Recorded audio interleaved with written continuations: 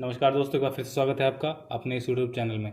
देखिए, जैसा कि हमने अभी अपने इस पहले वीडियो में बनाया था, पर्सनल प्रोफाइल, पेरेंट प्रोफाइल और सोशल कैटेगरी प्रोफाइल के बारे में बताया था कि कैसे फिल करना है, क्या क्या डिटेल फिल करनी है। अब डिसेबिलिटी प्रोफाइल में आते हैं हम लोग। देखिए, इसमें क्या है, whether you are a PWD candidate, अगर हैं आप तो यहाँ यस कर दीजिए, अगर नहीं है तो यहाँ आप नो कर दीजिए और नेक्स्ट टाइम रिव्यू कर दीजिए। Have you ever been recommended as PWD candidate, क्या आप कभी PWD कैंडिडेट के तहत रिकमेंड हुए हैं कि नहीं हुए हैं, तो यहाँ आप नो कर दीजिएगा, ठीक। और फिर यहाँ डिक्लेरेशन कर दीजिएगा। अगर आप PWD कैंडिडेट हैं तो यहाँ यस करेंगे और यस करने के बाद आपका डिसेबिलिटी कितना है वो आपको करना पड़ेगा, ठीक है।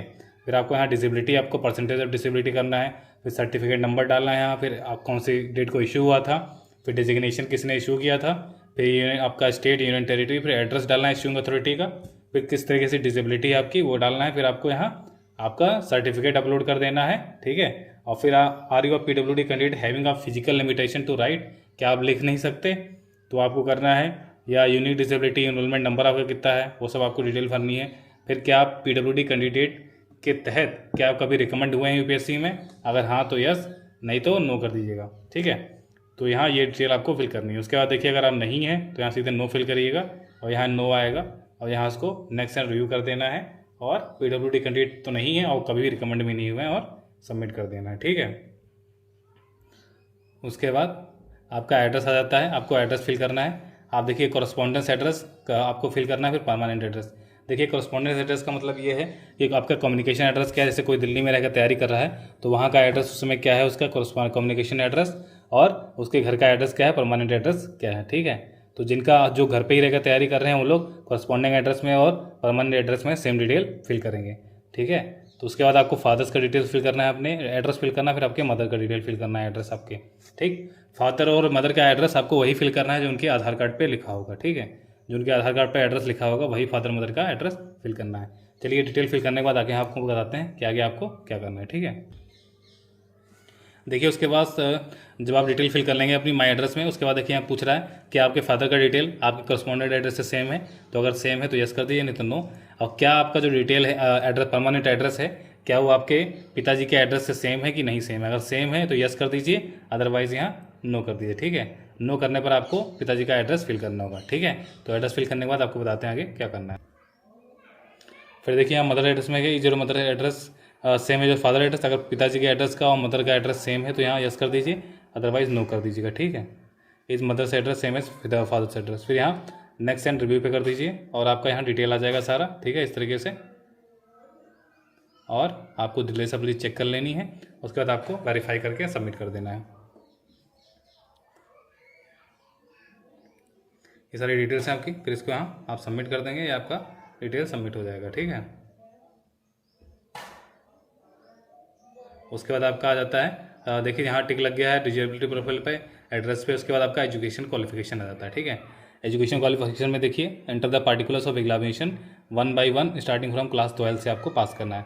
आपकी एजुकेशन कहाँ हुई है, अगर आपके इंडिया में है तो इंडिया में करिए, नहीं तो आप आउट ऑफ इंडिया कर दीजिए। फिर आपका सेलेक्ट क्वालिफिकेशन लेवल, मतलब कहाँ कितना आपका क्वालिफाइड है, तो आप कहाँ तक हैं, जितना भी आपका हो उतना आप कर दीजिएगा।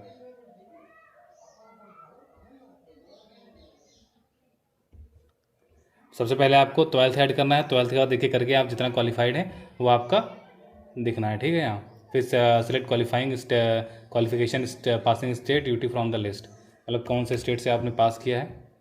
फिर देखिए आपका एग्जामिनेशन बोर्ड है क्या, फिर आपका स्कूल, इंस्टीट्यूट, कॉलेज नेम लिखना है, फिर आपके सब्जेक्ट कौन कौन से थे, फिर आपका रोल नंबर क्या था, फिर आपका डेट ऑफ क्वालिफिकेशन क्या है, फिर आपका परसेंटेज ऑफ मार्क्स लिखने हैं आपका, वो आपको लिखना है, फिर मीडियम ऑफ स्ट्रीम क्या था, ठीक। ये आपको क्वालिफिकेशन ऐड करनी है। उसके बाद जैसे 12th ऐड कर लेंगे, 12th के ऐड करने के बाद आपको ग्रेजुएशन का ऐड करना है, फिर आपने पोस्ट ग्रेजुएशन किया तो वो भी ऐड कर दीजिए, या कोई डिप्लोमा वगैरह किया तो वो भी ऐड कर दीजिएगा इसमें, ठीक। उसके बाद देखिए आपका एम्प्लॉयमेंट डिटेल्स हैं। देखिए, सेल्फ एम्प्लॉयमेंट डिटेल्स का, have you ever been self employed, क्या आपने कभी खुद से काम किया है, कोई सेल्फ एम्प्लॉयड किया है। अगर आप यस करेंगे तो यहाँ देखिए नेचर ऑफ एम्प्लॉयमेंट क्या है, फिर आपका मंथली इनकम कितना था, फिर पीरियड ऑफ कब से आपने कब तक किया है, ठीक। मतलब किसी ने अगर कोई काम किया है, सेल्फ एम्प्लॉयमेंट किया है तो उसके बारे में आपको डिटेल देनी है। फिर यहाँ एम्प्लॉयमेंट डिटेल्स, क्या have you ever been employed, क्या आप कभी एम्प्लॉय हुए हैं या कहीं, मतलब कहीं एम्प्लॉय किए गए हैं किसी सरकारी विभाग में या किसी प्राइवेट विभाग में आप हुए हैं तो ठीक। तो आपको यहाँ एम्प्लॉयमेंट टाइप लिखना है, ठीक, कि कहाँ था आपका एम्प्लॉयमेंट, क्या आप सेंट्रल गवर्नमेंट सर्विस में, स्टेट में थे, PSU में थे, प्राइवेट ऑटोनोमस या किसी और चीज़ में या फिर आपको डेजिग्नेशन लिखना है, फिर यहाँ मंथली रिम्यूनरेशन लिखना है आपको, ठीक है।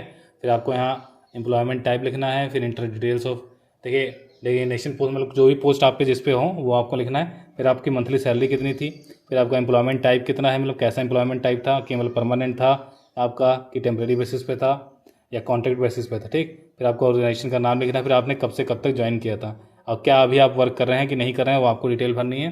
फिर फील्ड मतलब कौन से फील्ड में आपको एक्सपीरियंस था।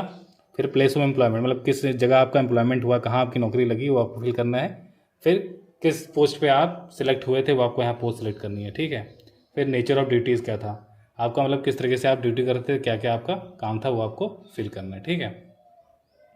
उसके बाद देखिए अचीवमेंट्स आ गए। अचीवमेंट्स में देखिए do you have any achievement, achievement क्या आपने कोई अचीवमेंट किया है अपनी मतलब कि एकेडमिक्स में किया है या किसी चीज़ में किया है। अगर यस किया है देखिए प्राइज मेडल्स स्कॉलरशिप।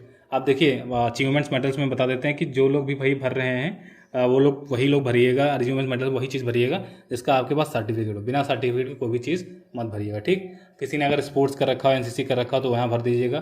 फिर पोजीशन ऑफ लीडरशिप, क्या आप स्कूल में कोई लीडरशिप थी, पोजीशन थी आपके पास कि नहीं थी।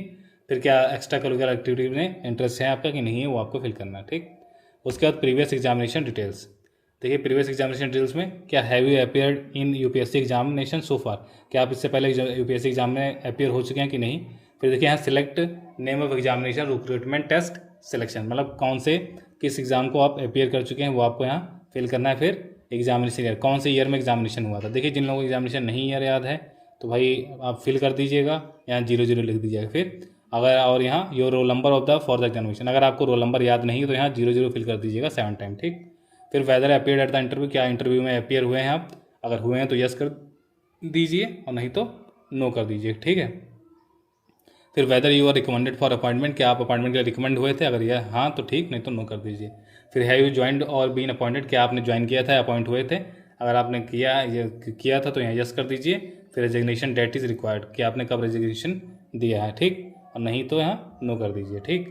फिर आपको add previous exam details fill करनी है, आपको ये डिटेल ऐड कर देंगे, उसके बाद दूसरा आएगा वो कर सकते हैं, ठीक। तो ये डिटेल आपको फिर उसके बाद लास्ट में आपका फ़ोटो एंड सिग्नेचर अपलोड करना है आपको, और फिर आपका फॉर्म कंप्लीट हो जाएगा और उसके बाद आप एग्जामिनेशन में आएंगे, ठीक है। ये एग्जामिनेशन नोटिस में आएंगे, ठीक।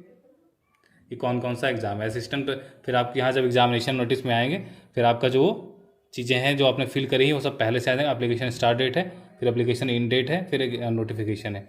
फिर यहाँ जब आप आ जाएंगे तो एप्लीकेशन फिल करने को आएगा, यहाँ से आपका एग्जामिनेशन खुल जाएगा, ठीक। तो ये चलिए हम लोग पूरा एग्ज़ाम अपना जो हमारा फॉर्म है वो कॉमन एप्लीकेशन आप फॉर्म फिल कर लीजिएगा, ठीक है। फिल करने के बाद आपको यहाँ टोटल सारे टिक लग जाएंगे ग्रीन यहाँ आपको। फिर आप यहाँ एग्जामिनेशन में आएंगे और एग्जामिनेशन फिर अप्लाई फॉर एग्जामिनेशन में आएंगे, ठीक।